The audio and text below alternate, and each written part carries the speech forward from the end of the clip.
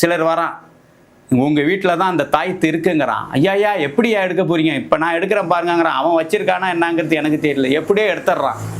அங்கேருந்து ஓடி அந்த அவன் காலில் அவன் என்னமோ சாமியார் ஆக்கி சாமியார் சாமி ஆயிடுறான்.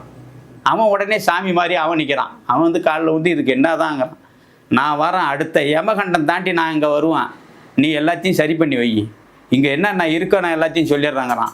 அது கட்டி பக்கத்து வீட்டுக்காரன்ட்ட கேட்டு தெரிஞ்சுக்கிறான். இவன் உடனே சொல்கிறான், இதான் இந்த செய்தி நடக்குது. சத்தியம் தவறாமல் உத்தமர் போலவே நடிக்கிறார், சமயம் பார்த்து பல வகையிலும் கொள்ளை அடிக்கிறார், பக்தனை போலவே பகல் வேஷம் காட்டி பாமரை மக்களை பல வகையிலும் மாற்றி எத்தனை காலந்தான், இன்னும் எத்தனை காலந்தான் ஏமாற்றுவார் இந்த நாட்டிலே, சொந்த நாட்டிலே, நம் நாட்டிலே.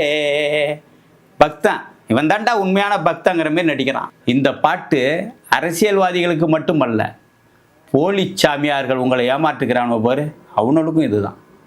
இப்போ அதாவது இவனோட இது என்னன்னா பக்தியை காட்டுறான்.